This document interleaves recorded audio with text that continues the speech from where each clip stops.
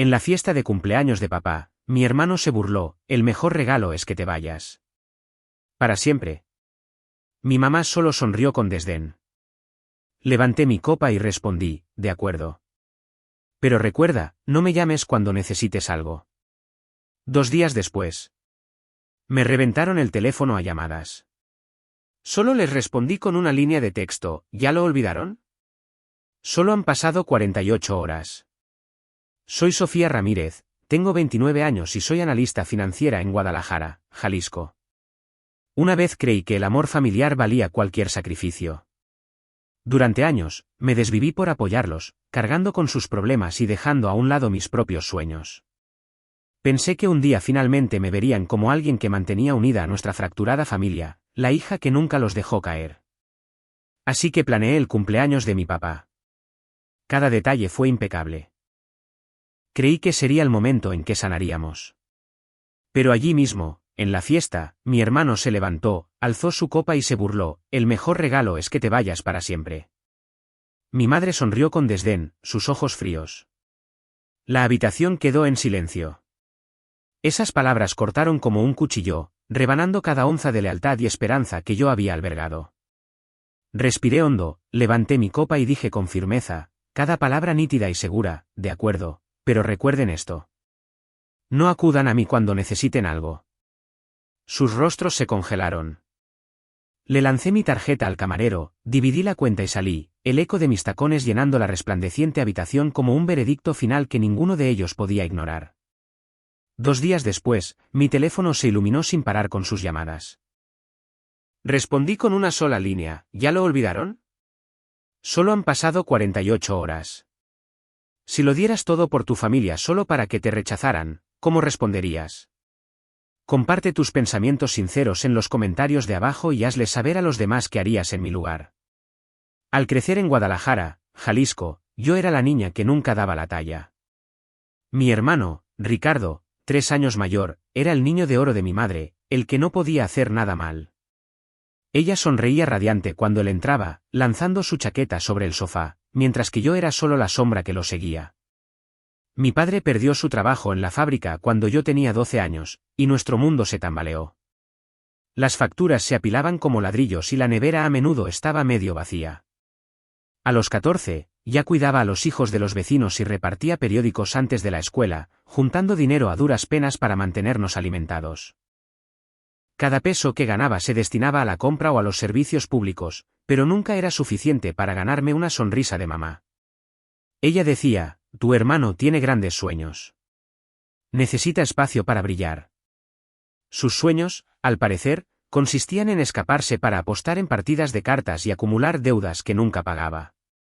Yo llegaba a casa después de mis turnos, con las manos en carne viva por doblar periódicos, solo para oír a mi padre suspirar, solo ayuda, Sofía. Es lo que hacen las familias.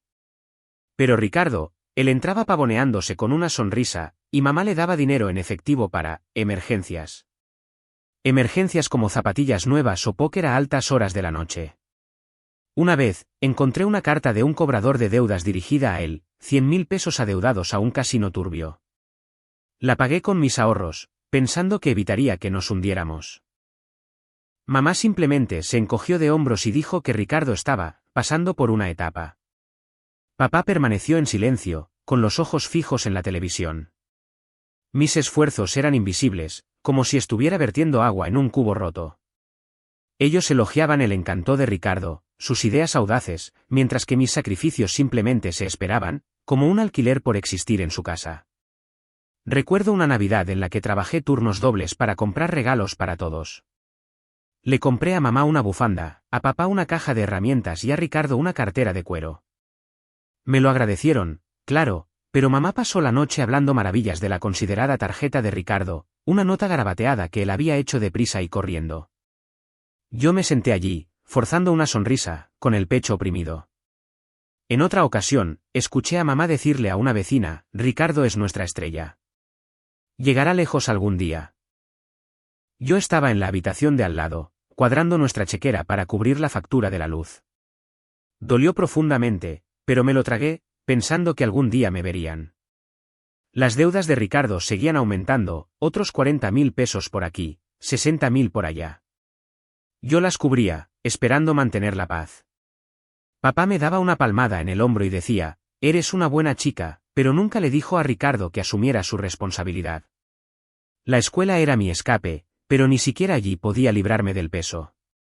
Los profesores me preguntaban por qué parecía agotada, y yo esquivaba la pregunta. Estaba haciendo malabares con los deberes, 2 trabajos y los desastres de Ricardo. A los 16, encontré un montón de facturas sin pagar escondidas en el cajón de mamá, teléfono, agua, gas, todas vencidas. Usé todo mi sueldo para pagarlas, comiendo fideos instantáneos durante semanas. Mamá se dio cuenta, pero en lugar de agradecérmelo, dijo, no se lo digas a tu hermano. Ya tiene suficiente en su plato. Su plato, al parecer, eran bares nocturnos y malas apuestas. Quise gritar, pero no lo hice. Seguí trabajando, seguí pagando, seguí esperando que se dieran cuenta de que yo nos mantenía a flote. La ludopatía de Ricardo no era un secreto. Los vecinos susurraban sobre sus hábitos, y yo oía a papá murmurar sobre los problemas de ese chico, pero nunca lo detuvieron. Mamá lo defendía diciendo, es joven. Ya madurará. Mientras tanto, era yo la que averiguaba cómo mantener las luces encendidas. Para mi último año de preparatoria, había ahorrado lo suficiente para pensar en la universidad, pero la mitad se fue a otra de las deudas de Ricardo, un préstamo de coche en el que había incurrido en impago. Ni siquiera recibí un gracias. Mamá solo dijo, la familia es lo primero, Sofía. Asentí, pero por dentro me estaba empezando a quebrar. Su favoritismo no eran solo palabras. Era un muro que no podía escalar. Cuando empecé la universidad en la Universidad de Guadalajara, pensé que era mi billete para demostrar que yo era suficiente. Estudiando análisis financiero, compaginaba las clases con 2 trabajos a tiempo parcial, sirviendo mesas en una cafetería y dando clases particulares de matemáticas a chicos de secundaria. Cada sueldo lo enviaba a casa para mantener a la familia a flote. El diagnóstico de papá llegó en mi primer año, cáncer de pulmón, etapa 3. Las facturas del hospital golpearon como un tren de carga. 200.000 pesos para la primera ronda de quimioterapia, luego 400.000 más para escáneres y medicamentos. Acepté turnos extra, saltándome horas de sueño para cubrir esos costos. Mamá llamaba, con la voz temblorosa, diciendo, te necesitamos, Sofía. Tu padre está luchando por su vida. Le creí, pensando que mis sacrificios finalmente les harían verme. Pero la sombra de Ricardo todavía se cernía sobre nosotros. Él había dejado la universidad, persiguiendo planes para hacerse rico rápidamente y perdiendo más dinero en las mesas de póker. Sus deudas seguían acumulándose, 60.000 pesos a un corredor de apuestas, otros 80.000 por un préstamo fallido. Las pagué, usando mis préstamos estudiantiles y diciéndome que era por la familia. Mamá nunca lo mencionó. En cambio, suspiraba por teléfono, Ricardo se está esforzando mucho. Solo necesita un respiro. ¿Un respiro de qué? ¿De malgastar dinero en los casinos? Me mordía la lengua, transfiriendo otros 40.000 pesos para cubrir su último desastre, esperando que algún día se dieran cuenta de mi esfuerzo. En mi segundo año, me estaba ahogando. Mis notas bajaron porque trabajaba 30 horas a la semana mientras asistía a clases a tiempo completo. Los costos del tratamiento de papá seguían subiendo, otros 300.000 pesos por radioterapia. Vendí mi viejo portátil y me salté comidas para enviar dinero a casa. Mamá llamó una noche, con un tono cortante. Te está yendo bien en la escuela, Sofía. No nos decepciones. Decepcionarlos. Apenas podía mantenerme en pie. Luego continuaba con historias del potencial de Ricardo, de cómo estaba, a punto, de cerrar un gran negocio. Yo asentía, con el estómago revuelto, preguntándome por qué mis sacrificios nunca estaban a la altura de sus promesas vacías. En mi tercer año, acepté un tercer trabajo introducción de datos para una pequeña empresa para poder seguir pagando las facturas de papá. Llegó una carta del hospital exigiendo 160.000 pesos por escáneres impagados. Vacié mis ahorros para cubrirlo, comiendo ramen durante un mes. Mamá envió un mensaje de texto, gracias, pero no se lo digas a Ricardo. Ya está bastante estresado. ¿Estresado de qué? ¿De perder en el blackjack? Quería enfrentarla, pero su voz se colaba, suave y suplicante. La familia permanece unida, Sofía. Esa culpa me mantenía atada, como una cuerda que no podía cortar. Seguí enviando dinero, pensando que el amor era algo que se ganaba con transferencias bancarias. Una primavera, visité mi casa durante las vacaciones. Papá estaba frágil, su tos resonaba por toda la casa. Pasé horas investigando sus opciones de tratamiento, llamando a los médicos para negociar planes de pago. Ricardo apareció luciendo un reloj nuevo, presumiendo de una inversión que había fracasado. Escuché a mamá susurrarle: llegarás lejos. No te preocupes por ella. Sus palabras me quemaron, pero enterré el dolor, concentrándome en la próxima cita de papá. Pagué otros 100.000 pesos por sus medicamentos, saltándome la compra de mis propios libros de texto. Mamá me abrazó, pero se sintió hueco, como si estuviera cumpliendo con una formalidad. En mi último año, estaba agotada, pero todavía creía que podía ganármelos. Saqué las mejores notas en mis exámenes finales, conseguí unas prácticas en una firma financiera y envié a casa cada peso que me sobraba, otros 240.000 pesos para la quimioterapia de papá y la última deuda de Ricardo, una reparación de coche de 120.000 pesos que él había evitado. Mamá llamó, con la voz pesada. Eres nuestra roca, Sofía. Estaríamos perdidos sin ti. Pero luego cambiaba de tema, elogiando el empuje de Ricardo, como estaba destinado a la grandeza. Yo colgaba, con el pecho oprimido, preguntándome cuándo sería suficiente. Mi compañera de cuarto notó mi estrés, dijo que parecía que llevaba el mundo sobre mis hombros. No le di importancia, pero en el fondo, sabía que tenía razón. Me gradué con honores, pensando que eso habría cambiado las cosas. Había pagado 700.000 pesos en facturas médicas y 200.000 en deudas de Ricardo durante 4 años. Esperé gracias, un momento en el que me vieran como algo más que un cheque. Pero las llamadas de mamá solo se volvieron más desesperadas, los desastres de Ricardo más grandes y el silencio de papá más pesado. Me aferré a la esperanza de que algún día me valorarían de la misma manera que yo los valoraba a ellos. Después de la graduación, pensé que finalmente pertenecería, pero sus demandas simplemente siguieron llegando. Después de la universidad, conseguí un trabajo como analista financiera en Guadalajara, ganando 1.200.000 pesos al año. Era agotador, largas horas, hojas de cálculo interminables, clientes presionándome, pero significaba que podía mantener a la familia a flote. Cada mes, transfería 40.000 pesos a mamá para las facturas médicas de papá, quimioterapia, estancias en el hospital, analgésicos. Los costos nunca cesaban, consumiendo la mitad de mi sueldo. Las deudas de juego de Ricardo eran otro agujero negro. Él llamaba, con voz zalamera, prometiendo devolverme el dinero, pronto, y luego perdía otros 60.000 pesos en una mala apuesta. Yo lo cubría, transfiriendo el dinero para mantener a los cobradores de deudas lejos de nuestra puerta. Me decía a mí misma que era por papá, para aliviar su estrés, pero en el fondo, esperaba que finalmente me valoraran. Yo estaba contando cada centavo, viviendo en un apartamento diminuto y saltándome las cenas fuera para enviar más dinero a casa. Solo el año pasado, envié 200.000 pesos para los tratamientos de papá y 140.000 para sacar a Ricardo de un lío con un usurero. Mamá me enviaba un mensaje de texto: eres una salvadora, Sofía. Pero sus palabras se sentían como una palmadita en la cabeza, no como gratitud. Ricardo nunca mencionaba el dinero, solo presumía de su última aventura empresarial que no llegaba a ninguna parte. Revisaba mi cuenta bancaria, la veía disminuir, y me preguntaba por qué seguía intentando demostrar mi valía. Cuando se acercaba el 60º cumpleaños de papá, vi una oportunidad para cambiar las cosas. Quería darle algo especial, algo para demostrar que era más que un cajero automático andante. Pasé semanas planeando una fiesta en la Hacienda del Bosque, un restaurante de lujo en Guadalajara conocido por su bistec y su vino.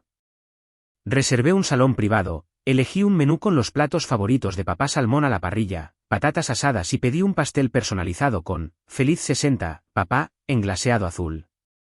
El costo era elevado, 40.000 pesos, pero no lo dudé. También me di el lujo de comprar el verdadero regalo, un viaje de una semana a Cancún para él y mamá. 300.000 pesos para los vuelos, un hotel frente a la playa y excursiones. Los imaginé sonriendo, el rostro cansado de papá iluminándose, mamá finalmente diciendo, lo hiciste bien, Sofía. Llamé a mamá para contarle el plan. Suena bien, dijo, con un tono plano, como si le hubiera hablado de la lista de la compra. Insistí, explicando el viaje a Cancún, como le daría a papá un respiro de las visitas al hospital. Eso es mucho dinero, respondió. ¿Estás segura de que puedes permitírtelo? Sus palabras me hirieron profundamente, pero no le di importancia, pensando que solo estaba preocupada. Le pregunté si Ricardo podría ayudar con la fiesta, tal vez recoger las decoraciones. Se rió. Oh, Ricardo está ocupado con sus proyectos. No lo molestes. ¿Proyectos? Más bien póker a altas horas de la noche. Me tragué mi frustración, finalicé las reservas y le envié el menú para que lo aprobara. Sin respuesta. Una semana antes de la fiesta, visité mi casa para ver a papá. Estaba más débil, su tos había empeorado, pero logró sonreír cuando le mostré el itinerario de Cancún. Suena como un sueño, dijo, y luego volvió a mirar su televisor. Esperé algo más, gracias, un abrazo, pero no llegó nada. Mamá estaba en la cocina, mirando su teléfono, apenas levantando la vista. Le mencioné los detalles de la fiesta, esperando algo de emoción. Mientras no sea demasiada molestia, dijo, con voz distante. Me fui sintiendo como si estuviera gritando en el vacío. El día que reservé los billetes para Cancún, Ricardo llamó, pidiendo un préstamo rápido, de 80.000 pesos para saldar una deuda de negocios. Dudé, mis ahorros ya estaban al límite por la fiesta y las facturas de papá. ¿No puedes encargarte tú?, le pregunté. Se rió, de forma aguda y burlona. Vamos, Sofía. Tú eres la máquina de hacer dinero. Le transferí el dinero, odiándome por ello. Mamá me envió un mensaje más tarde, Ricardo tiene grandes planes. No lo estreses. ¿Grandes planes? Yo estaba financiando sus viajes al casino mientras planeaba la fiesta de papá sola. Invertí horas en los detalles, confirmando la lista de invitados, pidiendo las flores y verificando el pastel 2 veces. Pasaba las tardes después del trabajo llamando a los proveedores, mis fines de semana investigando resorts en Cancún para asegurar que el viaje fuera perfecto. Me decía a mí misma que valdría la pena, que esta fiesta finalmente les demostraría que yo importaba. Pero la indiferencia de mamá y las exigencias de Ricardo me carcomían. ¿Por qué seguía buscando su aprobación? Aparté ese pensamiento, concentrándome en la fiesta. Quería una noche en la que nos sintiéramos como una familia de verdad, donde mis sacrificios no solo se esperaran, sino que se vieran. La noche del cumpleaños de papá se sentía como mi última oportunidad para demostrar que pertenecía. Había pasado semanas planeando la fiesta en un restaurante de lujo de Guadalajara. Cada detalle era perfecto, reservas para 10 personas, un pastel personalizado con el glaseado de chocolate favorito de papá y un regalo para el que había ahorrado durante meses, un viaje de 300.000 pesos a Cancún para él y mamá. Me puse de pie a la cabeza de la mesa, con el corazón acelerado, mientras el camarero servía el vino. Mi familia estaba sentada a mi alrededor, papá, frágil pero sonriendo levemente, mamá, revisando su teléfono, Ricardo, encorvado con una sonrisa burlona. Unos pocos primos y tías llenaban los asientos, su charla era un zumbido bajo. Carraspeé, levantando mi copa. Quiero celebrar a papá esta noche, dije, con voz firme. Tengo algo especial para ti y mamá, una semana en Cancún. Todos los gastos pagados. Deslicé el sobre con los vales de viaje sobre la mesa, esperando exclamaciones de sorpresa, tal vez abrazos. En su lugar, Ricardo resopló, su copa tintineando contra la mesa. El mejor regalo es que te vayas. Para siempre, dijo, con la voz cargada de veneno. Las palabras me picaron como ácido, congelando la habitación. Mi mamá ni siquiera se inmutó. Sonrió con desdén, sus ojos brillando con diversión, como si yo fuera un chiste que ya había oído antes. Papá miró su plato, en silencio, con el tenedor inmóvil. El primo se movió incómodo, pero nadie habló. Años de pagar facturas, cubrir las deudas de Ricardo y mantenerlos unidos pasaron por mi mente. Lo había dado todo mis ahorros, mi tiempo, mis sueños y esto era lo que obtenía. Una burla y una risa. Podría haberme derrumbado. Pero algo se rompió dentro de mí. Dejé mi copa, mi mano firme a pesar del fuego en mi pecho. De acuerdo, dije, mirando a Ricardo a los ojos. Pero no me llames cuando necesites algo. Me volví hacia mi madre, su sonrisa burlona desvaneciéndose. Eso también va por ti. Mi voz era tranquila, pero llevaba el peso de una década de resentimiento. Ya no era su banco. Se había acabado. Saqué mi tarjeta de crédito, se la di al camarero y dije, divide la cuenta en partes iguales. No voy a pagar esto. A Ricardo se le cayó la mandíbula y los ojos de mi madre se abrieron de par en par. Pero no esperé sus protestas. Cogí mi abrigo, salí y dejé que la puerta se cerrara detrás de mí. Mis tacones resonaban en el pavimento, cada paso más ligero que el anterior. En el coche, me senté un momento, agarrando el volante. Había pasado años buscando su aprobación, pensando que el amor era algo que se compraba con sacrificios. Pero esa noche, vi la verdad. Nunca me verían como algo más que un medio para un fin. Había pagado miles por la quimioterapia de papá, saldado las deudas de juego de Ricardo y vaciado mis ahorros para su supervivencia. ¿Y para qué? Para una puñalada cruel y una sonrisa burlona. Arranqué el motor, mi determinación se endurecía. No solo me estaba yendo de la fiesta. Me estaba alejando de su control sobre mí. El brillo del restaurante se desvaneció en mi espejo retrovisor mientras conducía por las tranquilas calles de Guadalajara. Pensé en el viaje a Cancún, en cómo había pasado meses presupuestándolo, esperando que nos acercara. En cambio, expuso la fractura que había ignorado durante años. Las palabras de Ricardo resonaban. Pero no me rompieron. Me liberaron. Les había dado todo, más de 1 millón de pesos en facturas médicas y deudas, innumerables noches sin dormir y pedazos de mi propio futuro. No más. Había pagado mi deuda, y no iba a apuntarme a otra ronda de su ingratitud. De vuelta en mi apartamento, apagué mi teléfono, ignorando el primer aviso de un mensaje de texto de mi madre. Sabía lo que vendría, excusas, tal vez disculpas, probablemente exigencias. Pero había terminado de jugar su juego. Me serví una copa de vino, me senté en mi sofá y sentí una extraña calma apoderarse de mí. Por primera vez en años, no estaba cargando con su peso. Era solo yo, Sofía, y eso era suficiente. 2 días después de que me fuera de la fiesta de cumpleaños de papá, mi teléfono no paraba de sonar. El número de mi madre apareció primero. Su mensaje de voz era una súplica desesperada. Sofía, no tenemos más opciones. El hospital exige 240.000 pesos. Contesté su segunda llamada, interrumpiéndola. ¿Ya lo olvidaron? Solo han pasado 48 horas, dije, con una voz fría como el acero. Ella tartamudeó, pero colgué y bloqueé su número. El mensaje de Ricardo llegó a continuación, suplicando 60.000 pesos para saldar una mala apuesta. También lo bloqueé. Siguió la llamada de papá, su voz apenas audible. Te necesitamos, Sofía. Mi pulgar vaciló, luego presionó bloquear. Había gastado años más de 1.200.000 pesos en sus facturas médicas y las deudas de Ricardo. Ese capítulo estaba cerrado. Más tarde ese día, llegó una carta, la caligrafía de mi madre en el sobre. Escribió sobre el empeoramiento de la condición de papá, como no podían permitirse sus medicamentos sin mí. Una línea sobre mi infancia, ayudándola a hornear galletas a los 10 años, me tocó el corazón, pero fue un movimiento calculado. Rompí la carta por la mitad, mis manos temblaban. Ya no era su salvavidas. Lo había dado todo a ahorros, sueños para mantenerlos a flote. No más.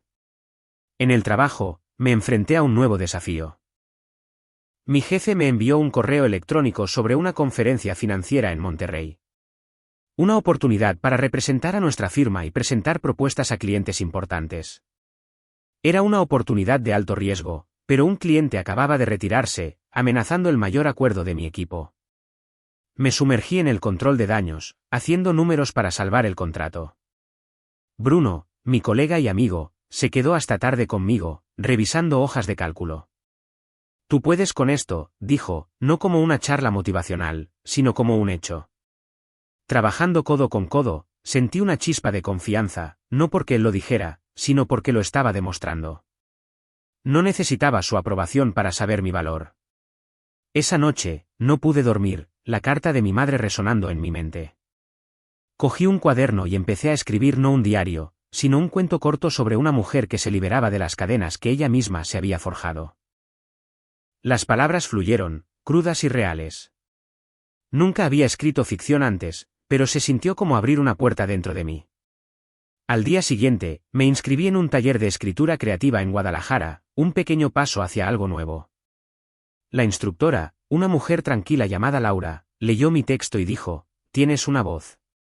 No era el elogio que había buscado, era la prueba de que podía crear algo por mí misma. La preparación para la conferencia consumió mis días. Reconstruí la propuesta para el cliente, trabajando toda la noche para refinar cada diapositiva. Bruno ayudó, no sermoneando, sino desafiando mis ideas, haciéndolas más nítidas. Nos reímos mientras comíamos comida para llevar a las 2 de la mañana, el estrés aliviándose con cada broma. Me di cuenta de que no solo estaba luchando por el acuerdo. Estaba luchando por mí. Una semana después, llegó otra llamada de un número oculto.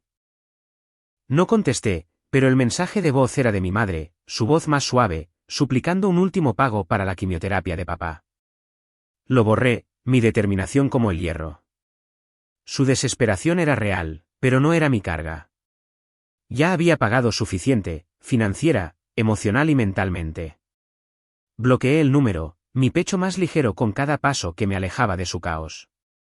Fuera del trabajo, seguí explorando. El taller de escritura se convirtió en un refugio donde creaba historias sobre libertad, pérdida y empezar de nuevo.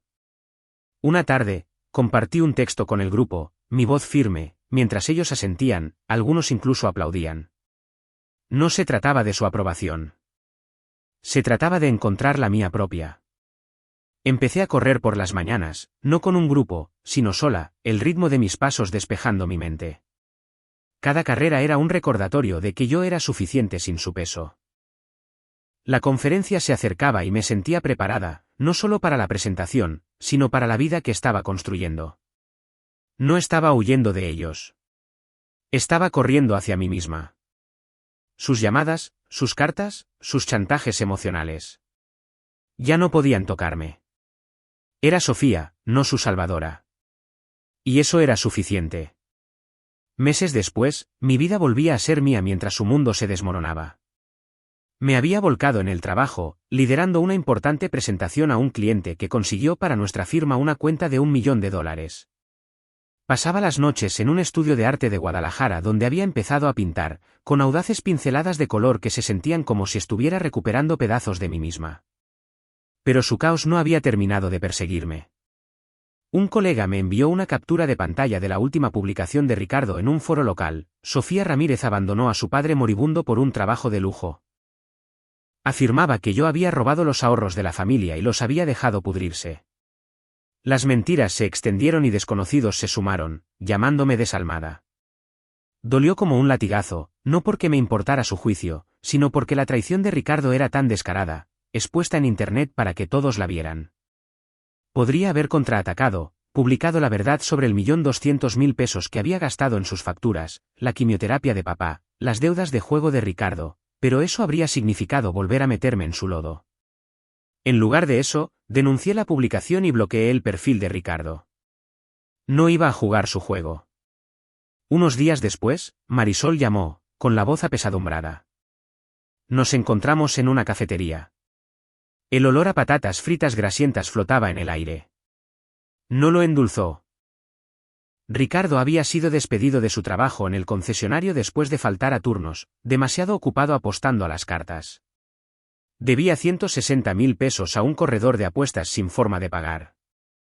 Mi madre y mi padre se estaban hundiendo bajo $500.000 de deuda médica, con el teléfono cortado por los acreedores. Te están culpando, dijo Marisol, revolviendo su café. Elena dice que los abandonaste. Me eché hacia atrás, con la mandíbula tensa. Se abandonaron a sí mismos, dije. Marisol no discutió. Había visto su favoritismo toda mi vida, siempre del lado de Ricardo. Les había dado todo, mis ahorros, mi tiempo, mi energía. No iba a volver. Gracias por decírmelo, le dije, pero he terminado de limpiar sus desastres. Ella asintió, con un respeto silencioso en sus ojos. Pagué nuestros cafés y me fui, con paso firme. El trabajo era mi refugio. La presentación al cliente me había valido una bonificación, y mi jefe insinuó un ascenso a jefa de equipo. Pasaba las noches refinando estrategias de inversión, la luz de mi portátil brillando en mi apartamento. Cada hoja de cálculo que construía, cada acuerdo que cerraba era una prueba de que no necesitaba su aprobación para brillar. Empecé a ahorrar para un viaje, tal vez a Italia, a algún lugar donde nunca había estado. El dinero que antes enviaba a casa 300.000 pesos para las estancias de papá en el hospital, 120.000 para los préstamos de Ricardo ahora se destinaba a mis propios sueños. Se sentía como volver a respirar. Pintar se convirtió en mi válvula de escape. Me había inscrito en una clase de arte comunitaria, esperando simplemente probar. La primera vez que mezclé carmesí y dorado en un lienzo, quedé enganchada. Mis pinturas no eran obras maestras, solo expresiones crudas y desordenadas de libertad. Una pieza, un remolino de azules y grises, capturaba la tormenta que había dejado atrás. Mi instructor, un tipo llamado Samuel, la llamó poderosa. No necesitaba su elogio, pero se sentía bien crear algo que era solo mío. Me inscribí en una exposición de arte en el centro comunitario, mi primera oportunidad de compartir mi trabajo públicamente. Bruno me mantuvo con los pies en la tierra. Fuimos a tomar unas cervezas una noche en un bar del centro, con las luces de neón zumbando sobre nosotros. Había visto las publicaciones de Ricardo y se había reído de ellas. Ese tipo está cavando su propia tumba, dijo, chocando su vaso contra el mío. Sonreí, agradecida por su punto de vista sensato. No nos detuvimos en ello. En cambio, hablamos de mi exposición de arte, su último viaje de senderismo, cualquier cosa menos ellos. Bruno no intentó arreglarme. Simplemente me recordó que yo ya estaba completa. Eso era suficiente. Marisol me envió un mensaje de texto una semana después con más noticias. Mi madre había empeñado su anillo de bodas para cubrir una fracción de las facturas, pero apenas ayudó. La salud de papá se estaba deteriorando y Ricardo esquivaba a los acreedores, sus promesas de grandes ganancias se desmoronaban. Sentí una punzada de culpa, pero se desvaneció rápidamente. Había cargado con su peso durante demasiado tiempo, mis ahorros vacíos, mis sueños aparcados. Sus decisiones no eran mi culpa. Mantuve mi enfoque en mi propio camino, trabajo, pintura, nuevos horizontes. En la exposición de arte, mi lienzo atrajo a una pequeña multitud. Un extraño lo compró por 1.000 pesos. No era mucho, pero se sintió como una victoria. Estaba construyendo una vida, pieza por pieza, sin sus sombras. Un año después de aquella noche, estaba viviendo para mí misma, y sus problemas ya no eran mi carga. Me habían ascendido a jefa de equipo en la firma, gestionando una cartera que generaba beneficios récord. Pasaba las tardes en un estudio de arte de Guadalajara, donde pintar se había convertido en mi forma de tejer una vida que yo había elegido. Pero su colapso seguía desarrollándose. Marisol llamó con las últimas noticias, Ricardo había tocado fondo. Una estafa de inversión turbia, mezclada con su ludopatía, había aniquilado sus ahorros, hasta el último centavo. Había perdido su coche, su apartamento, todo. Mi madre y mi padre habían vendido su casa para cubrir 600.000 pesos de deuda médica, mudándose a un diminuto apartamento de una habitación. Es desolador, dijo Marisol, con la voz baja. Apenas sobreviven. La noticia me picó como una chispa, no porque quisiera arreglarlo, sino porque era la prueba de lo bajo que habían caído sin mí. Había pasado años canalizando dinero hacia ellos, 1.400.000 pesos para los tratamientos de papá, las apuestas interminables de Ricardo. Ahora sus decisiones les habían pasado factura. No me regodeé, pero tampoco vacilé. Se las arreglarán, le dije a Marisol por teléfono, con un tono firme. Hizo una pausa y luego dijo, suenas diferente, más fuerte. Sonreí. Lo era. El trabajo era mi campo de pruebas. El ascenso vino con una oficina en la esquina y un equipo de 5 personas, todos esperando mis directrices. Dirigir reuniones de estrategia, Mi voz clara mientras delineaba los planes de inversión. Un cliente me envió un correo electrónico después de un acuerdo, calificando mi trabajo de revolucionario. No era solo el elogio, era saber que me lo había ganado. Abrí una nueva cuenta de ahorros, no para sus emergencias, sino para mi propio futuro. Soñaba con una casa, quizás un viaje a París. El dinero que antes enviaba a casa 400.000 pesos para las cirugías de papá, 160.000 para las deudas de Ricardo ahora construía mi propia base. Pintar me dio libertad. Había seguido con las clases de arte, pasando de los abstractos a los retratos.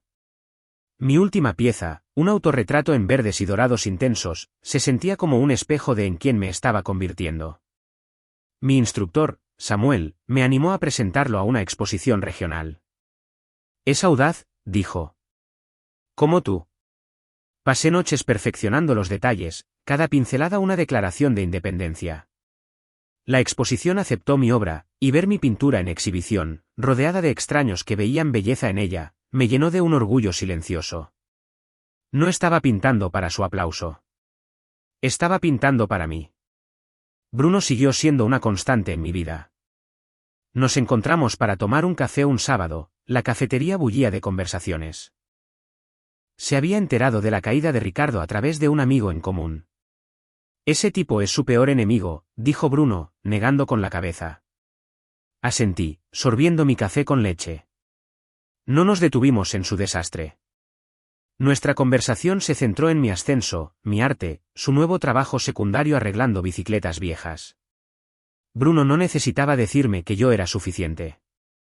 Su amistad me lo demostraba. Nos reímos de una película mala que ambos habíamos visto, y me di cuenta de lo ligera que me sentía, libre de sus expectativas. Marisol envió un mensaje de seguimiento una semana después. Mi madre estaba haciendo trabajos esporádicos, limpiando casas para pagar el alquiler. La salud de papá era estable, pero frágil, el apartamento demasiado pequeño para su equipo. Ricardo estaba durmiendo en sofás de amigos, esquivando a los cobradores de deudas después de que la estafa se llevara su último dólar. Un destello de lástima cruzó mi mente, pero no echó raíces. Había pasado una década atando mi valía a sus necesidades. Cada sueldo, cada sacrificio medido por sus demandas. Ahora veía la verdad. Mi valor no era algo que ellos pudieran definir. Borré el mensaje y seguí adelante. La exposición fue un punto de inflexión. Mi autorretrato se vendió por 4.000 pesos. No una fortuna, pero sí un símbolo de mi crecimiento. Me paré en la galería viendo a la gente admirar mi trabajo y sentí una certeza que nunca había conocido. No era la chica que había mendigado su amor con cada peso. Era Sofía, completa en mis propios términos. El trabajo me mantenía alerta. Pintar me mantenía libre. Y cada decisión que tomaba era mía. Sus problemas, la ruina de Ricardo, las dificultades de mi madre y mi padre eran suyos para sobrellevar. Había construido una vida sin sus cadenas. Esa noche, me senté en mi apartamento esbozando una nueva pintura. No era sobre ellos ni sobre el pasado. Era sobre la mujer en la que me había convertido, la que había aprendido a ser dueña de su propio valor. No necesitaba su aprobación para saber que yo era suficiente. Gracias por ver este vídeo. No olvides darle me gusta y suscribirte al canal de Secretos Revelados para no perderte las últimas historias emocionantes.